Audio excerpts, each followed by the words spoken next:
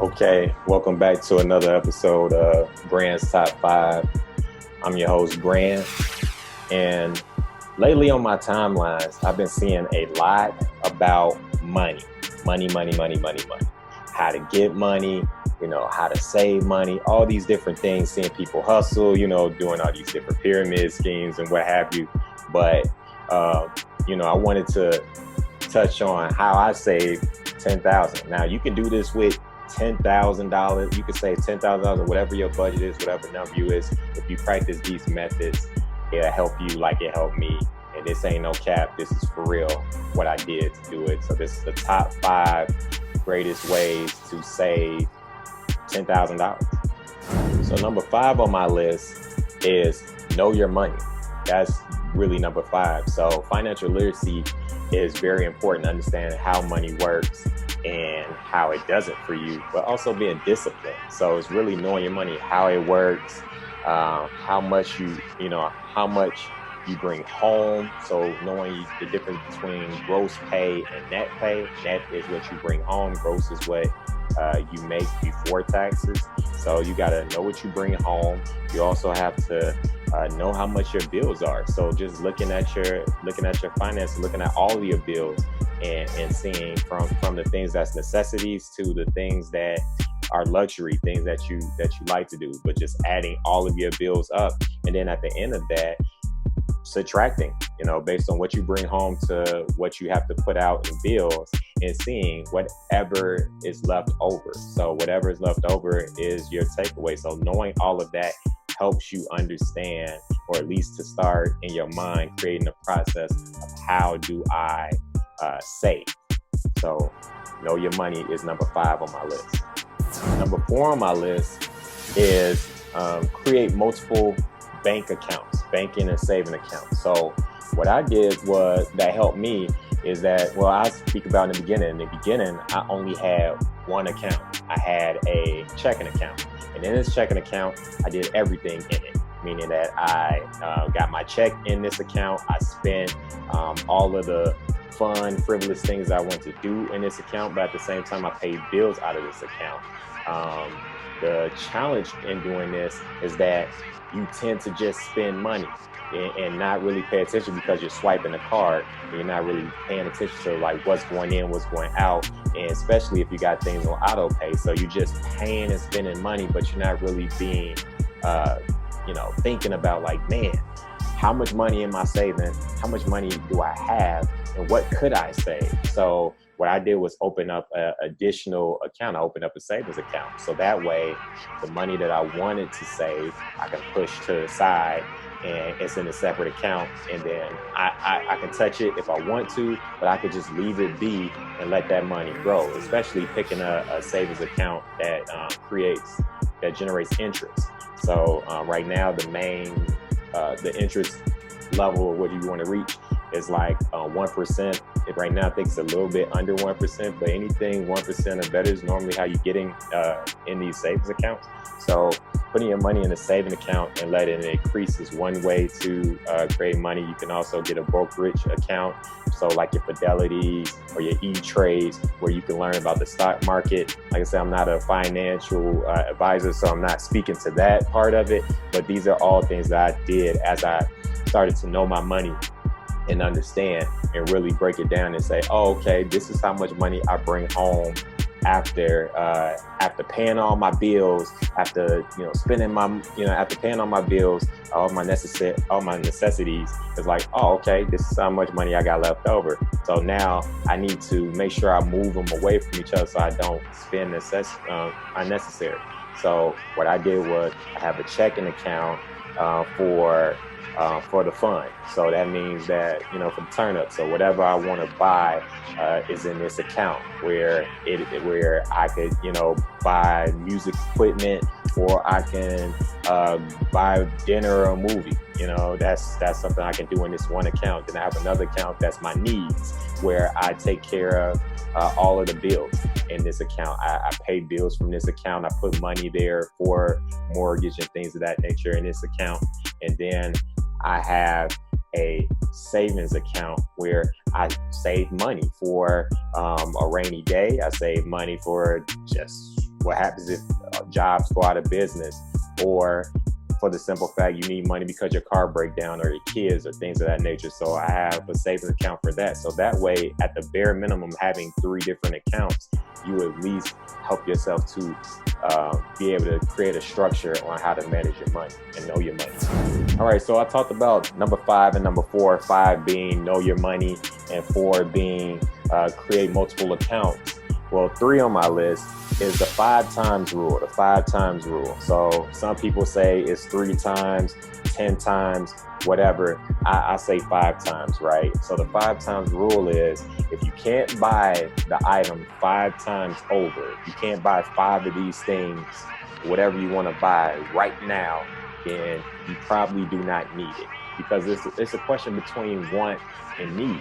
So, for example, if you want these new Air Jordans, right, and they cost $220 a pop, cost $220, and you only have $300 left over, in your mind, you like, yo, I got $300. These shoes cost $220. That leaves me with $80. So I still got a profit. I still got money in my pocket. But the reality is that you buying those shoes, but like next thing you know, it comes around, you need that $220 or the $230, because it's with tax. You're gonna need that money down the line. So where if you watch a lot of videos on YouTube, or you talk to anybody financially, or people who are good with their money, they'll tell you, you know, that if I can't buy 3 times as much as the item costs, or 5 times the amount of the item costs, I can't buy it. You know, and 9 times out of 10, you probably don't need it at that. If you're, you know, we all got that impulse, or we want to make ourselves feel good. So yeah, you do have to buy some things, but you have to be within reason and create a budget around it. So for me, that's something that I try to practice, where, you know, I usually spend money that's beneficial to whatever brand I'm creating, or music I'm creating, or anything that I'm doing to further create more money for me. So that's my, I guess, frivolous spending. But for the most part, just trying to collect and put in my accounts, and from my brokerage accounts to my savings accounts, and to my checkings accounts, so that way I have money that I can physically see and attain at any time if anything happens, or if I want to make a big purchase, I can just reach out and grab it. So don't spend that money on them Jordans, and you can save up, and then you can buy, I don't know, you can buy 5 pairs of Jordans the next time, or you can buy those Jordans and then resell them and make more money. You could buy you a pair to have on your feet, and then buy an additional pair because of the money you save, and then you could sell those shoes on the different platforms. I mean, that's one way to look at it, but the best way is, if you really want to save money and actually see that money, you want to not spend. And one way to doing that is the 5 times rule. That's number 3 on the list. So I just gave my number 3 out, which was the 5 times rule. Number 2 on this list, which is very important, and I learned this along the way, and I learned that this is also a trait that people who have money, rich people, they do this all the time. They pay themselves first. So number 2 on this list is pay yourself. So no matter how much you make, I don't care if you get paid weekly, bi-weekly, twice a month, whatever you get paid, pay yourself first. So I already told you that you already created your list of how much money that you make, how much money you bring home, how much money you pay out to bills, and then how much money you got left over. So if you already know that, then the first thing you should do is pay yourself. Come up with a nice percentage that is reasonable first. So you don't want to just pick some random number and say, hey, I'm going to pay myself $500 every time I get paid, because I from experience, I don't think that that is the best option, because eventually, especially depending on how much you make, it may come a time where you need that money, and then it throws you off your savings strategy. And what you want to do is build up your confidence and your financial literacy and discipline.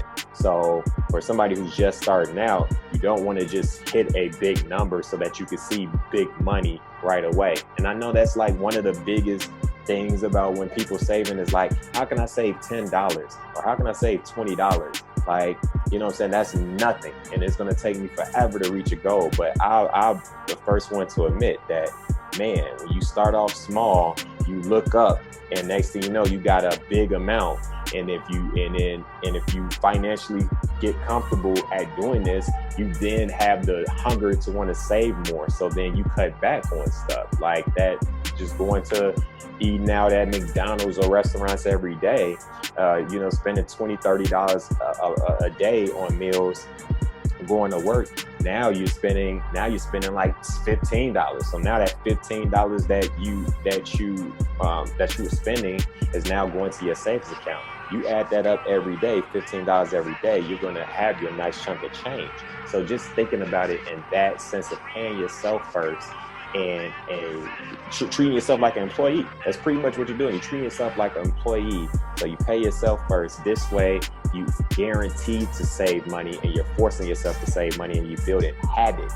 And that's something that I had to do. I had to build up a habit of making sure that the first person that gets paid is me, and all of the other saving goals that I had. So now what I do is my savings accounts, my joint account with my wife, like just making sure that those accounts get paid first as soon as I get paid. So that way I know for sure that we have the money that we need. I have the money that I need, or if we ever run low, I have money to go towards that to help in any case. And then I can take care of all my bills. And because I've already mapped out how much I spend and how much I have left over, it doesn't hurt me at the end of the pay period or end of the month when I do it. Just a recap of 5 greatest ways of saving to $10,000 or $1 million or $500, whatever your goal is, your maximum number goal is. This is the 5 greatest ways to do it based on my experience and how I save. Number 5, knowing your money, understanding how your money works, what you bring home, what you dish out through bills, and then how much you got left over. Number 4, opening multiple accounts, having a needs account, which would be all your bills, having a fun account, a turn up account, which would be anything that you want to buy, from going to the movies, spending more on dinners or buying Jordans, to come from this account. And then your savings account, making sure that you save. You can save for a rainy day, you can save for a big purchase, or for what I'm going to say the number 1 greatest way to save to a 10,000 is. So, and number 3 on the list is 5 times rule. If you can't buy it 5 times, leave it there. You don't need it. Leave it there. Number 2 on the list is pay yourself. So as soon as you get paid, pay yourself. Figure out what percentage based on the money you got left over that you can pay yourself. Number 1 on the list is pay debt. The greatest way to save $10,000, $100,000, $1 million, or $500, the best way to save it is by paying off your debt. I know that sounds crazy because you're like, I'm getting rid of money, but let me just give you this perspective. The first thing is, if you have debt that you're paying out, there's probably a monthly fee that you have to pay every single month. So I'll give my example. I had a car note. I paid off my car last year. So I had a car note that was close to $400 a month. So already that in my know my money situation, when I look at my bills and I look at what I bring home, I already know off top $400 is already gone. For me to keep a car, if I could drive around and go to work and do what I want to do, I got to pay that $400. You have a lot of debt that's like that. You're just guaranteeing money that every month that's going out. What you want to do is pay off or pay down your bills. You want to pay down your bills because it's hurting you, because you're dishing out money every month to somebody and it's not creating you money. You're just losing money. Number one. Number two, if you don't pay it, it hurts your credit. And I've experienced that too at one point where, you know, down the line, I may do something, a video on that. So when you don't pay and stuff, you go into default and then your credit is messed up. And if you don't have good credit, it's hard to do a lot of things like get into the real estate. And if you don't have money because you're dishing money out, you definitely can't put a down payment down. So you just have to really grow your money to the larger levels. Paying off as much debt or having no debt benefits you extremely well. So that's why it is the number one thing, because once you pay off your car, that's $400 back to you. You know what I mean? Where you don't have to pay out to nobody no more that $400. $400, depending on the person, may be a lot, may not be a lot, but $400 is $400. And if you can have that back to you when you want that, and then like I said, that adds up. So even with credit cards, make sure that you pay off your credit cards, because you got to dish out that money. You know, you got to dish out that money. And when you don't pay, you not only hurting your credit, but it's interest, and it's high interest rates on all of these things I'm talking about, where you're going to have to pay additional money for something that you only spent, you know, let's say, for example, you spent $300 on something, but you didn't pay your bill. Now you got this interest rate of 26% or something crazy like that. Like now, and it accumulates over time to the point where if you don't pay it, you go into default and your credit score just plummets down. So the best way to save to $10,000 is pay off the debt. If you like this video, please like and subscribe. Follow me on Instagram at GrandZ32 or at my backup page, GrandZ32Music. Follow me on Facebook, Life of Grand's Facebook page. And if you're interested in music or beats, head to my beatstars.com/Grand's page, or watch my music on this YouTube video. So shout out to everybody who watches it, and see y'all next week.